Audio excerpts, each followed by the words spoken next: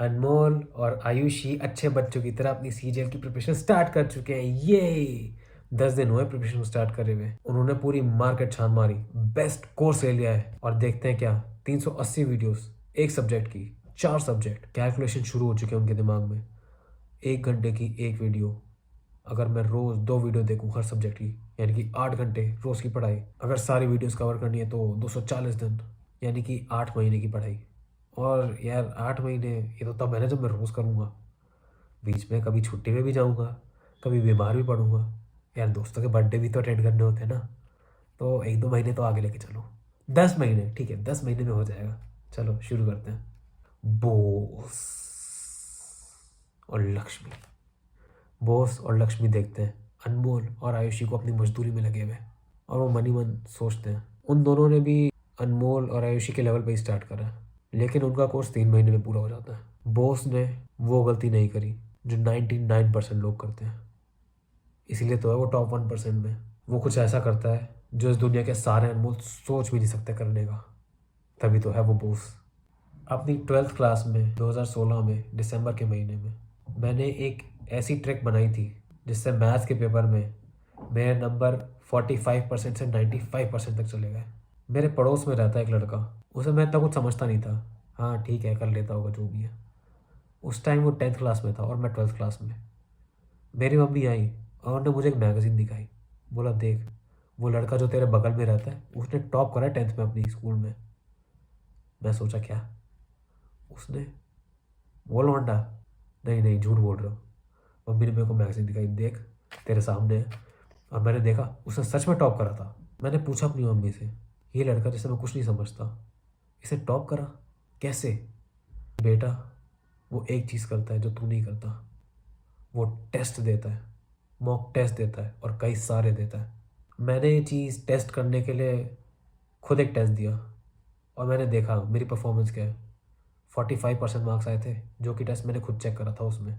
मैंने सोचा कि यार 12th तो मैं पढ़ के आया हूँ, सब कुछ अभी अभी तो कंप्लीट हुआ है, सिलेबस मेरा अभी तो हुआ है, तो क्यों ना सब कुछ पढ़ने की बजाय मैं सिर्फ वही चीज़ें पढूँ जो मेरी गलत हुई है। मैंने ऐसा करा लगातार 3 महीने तक, 3 सब्जेक्ट के लिए। पता है मेरी क्या परसेंटेज आई उन तीनों में? मैथ्स में 95%, इकोनॉमिक्स में 94% और अकाउंट्स में 94%। सोचो 45 से सीधा 95 पे। कभी सुना है ऐसा होते हुए? ये टेक्निक मैंने सोचा मैं एसएससी में क्यों ना लगाऊं। मैंने अपना पहला मॉक टेस्ट दिया, सोचो कितने नंबर आए होंगे? 112 बस। और तुम में से कई लोग सोचोगे 112 बिना पढ़े, मेरे 100 नहीं आते पढ़ने के बाद। तो मेरे भाई मैं जनरल कैटेगरी का हूँ, 112 में कुछ नहीं मिलने वाला मुझे, मेरे लिए कुछ भी नहीं है वो। मैंने ये टेक्निक लगाई और 112 से जो एसएससी सीजीएल 2022 का Tier 1 हुआ था ना, उसमें मेरे 168 नंबर आए। 168, उस इंसान के जिसके अभी 112 आ रहे थे कुछ टाइम पहले। और जो सबसे पहले मैंने टेस्ट दिया था ना, बिना कुछ पढ़े बिना किसी प्रिपरेशन के दिया था। और फिर मैंने तैयारी से उन्हीं चीज़ों की करी जिन टॉपिक्स में मैं वीक था। अब मुझे पता है तुम में से बहुत लोग बोले कि नहीं नहीं नहीं, मैं बिना तैयारी के पेपर नहीं देता, नहीं मेरा सिलेबस कंप्लीट नहीं हुआ, मेरे मेरे मार्क्स कम आएंगे, मैं डिमोटिवेट हो जाऊँगा। नहीं नहीं नहीं नहीं नहीं, मैं तुमसे एक बात पूछना चाहता हूँ। मान लो एसएससी कल ये अनाउंस कर दे कि तुमने जो भी पेपर भरा है ना उसका टेस्ट कल है, और अगर तुम्हें टेस्ट नहीं देते तो अगली एप्लीकेशन 3 साल बाद निकलेगी, क्या करोगे? मना कर दोगे? ये बोलोगे कि नहीं नहीं मेरा सिलेबस कंप्लीट नहीं हुआ, नहीं नहीं नहीं मैं डीमोटिवेट हो जाऊँगा, नहीं नहीं नहीं मेरा कम मार्क्स आएगा? टेस्ट तो तब भी दोगे ना। और ये मत बोलो कि क्या बोले जा रहा हूँ मैं। अगर 2016 में तुम्हें कोई बताता कि नोटबंदी होने वाली है तो क्या तुम मानते? अगर तुम्हें कोई ये बताता कि डब्ल्यू का पेपर लेने से पहले उसकी वैकेंसी ज़ीरो कर दी जाएगी तो तुम्हें बात मानते? अगर कुछ महीनों पहले मैं तुम्हें ये बात बोलता कि एसएससी ने लेटर निकाल दिया जॉइनिंग का, लेकिन जॉइनिंग देने से मना कर दिया, क्या तुम मेरी बात मानते? नहीं ना, लेकिन ये सब हुआ है। तो अगर मैं ये कह रहा हूँ कि एसएससी चाहे तो अगले दिन पेपर ले सकती है, क्या ये सोचना गलत है कि ऐसा पॉसिबल है? चाहे 1% हो, लेकिन है। तब भी यही बहाना बनाओगे कि मेरा कोर्स कंप्लीट नहीं हुआ। देखो तुम एक छोटी सी बच्ची नहीं हो तो रोना बंद करो। अगर तुमने आज टेस्ट नहीं दिया ना, अपना पहला, तो तुम कभी टेस्ट नहीं देने वाले। सीपीओ का टीयर 1 का पेपर देने गया था मैं अक्टूबर में। वहाँ पे जो लाइन में मेरे से आगे कैंडिडेट खड़ा था, मैं उससे ऐसी बात करना शुरू करी। मैंने उससे पूछा कि भाई क्या तैयारी है तेरी? वो कहता है बहुत अच्छी तैयारी है। अच्छा, मैंने उससे पूछा भाई तूने पेपर कितने दिए? कहता है यार पेपर तो मैंने नहीं दिए एक भी। मैंने पूछा क्यों? उसने बोला कि सिलेबस कंप्लीट नहीं हो पाया मेरा उतना, अभी अभी हुआ है, रिवीजन करता था मैं, भूल जाता था बार बार, मेरे मार्क्स जो है अगर कम आ जाते तो डीमोटिवेट हो जाता मैं। क्या लगता है तुम्हें उसने पास किया होगा टीयर 1? मेरे सेंटर में से जहाँ पे 200 कैंडिडेट आए थे, सिर्फ 4 लोग पास हुए, मुझको मिला के। मुझे पता है तुम क्या बोलोगे कि नहीं, अगर मैं टेस्ट दूंगा तो मेरे मार्क्स बहुत कम आएंगे क्योंकि मेरी तैयारी नहीं है। हाँ, ऐसा होगा और ऐसा होना चाहिए।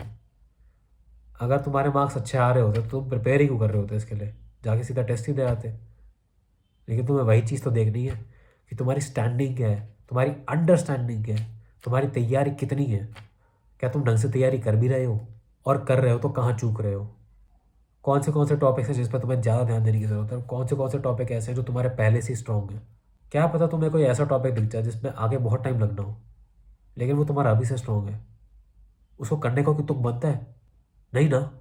टेस्ट अटेम्प्ट कर रहे होगे तो बहुत कंफ्यूज होगे तुम, आसान आसान क्वेश्चन छोड़ दोगे, हो सकता है टेस्ट पूरा ना कर पाओ, कोई सिली मिस्टेक कर दो, हो सकता है जीके और इंग्लिश में ज़्यादा टाइम दे दो और मैथ्स और रीजनिंग में कम। लेकिन ये सब होनी चाहिए, तभी तो तुम्हें पता चलेगा टेस्ट देने की स्ट्रैटेजी क्या है। 20 पेपर दोगे तब जाके तुम्हारे हाथ में बैठेगा कि अच्छा टेस्ट देने की स्ट्रैटेजी ये होती है। सबसे पहले जीके करो, उसके बाद इंग्लिश करो, उसके बाद रीजनिंग करो, उसके बाद मैथ्स करो। इस ऑर्डर में करोगे तो मैं गारंटी लेता हूँ एक भी क्वेश्चन नहीं छूटेगा तुमसे। ये स्ट्रैटेजी मैंने अपने 5वें पेपर तक निकाल ली थी कि मुझे ऐसे करना है। इससे ना सिर्फ मेरा टाइम बचा, मेरा स्कोर भी ऊपर गया।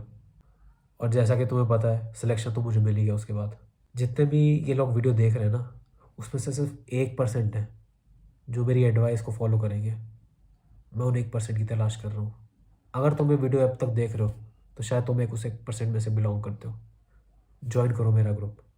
मैं तुम्हारे जैसे कैंडिडेट्स की तलाश कर रहा हूँ जिनके अंदर पोटेंशियल है बोस जैसा बनने का और ना कि अनमोल जैसा रहने का। जुड़ो मेरे साथ, मैं करूँगा तुम्हें गाइड, तुम्हारी प्रिपरेशन को लेके जाऊँगा नेक्स्ट लेवल तक। नीचे डिस्क्रिप्शन में मैंने अपने टेलीग्राम ग्रुप पर लिंक दे रखा है। सर झुकाओ, काम करो।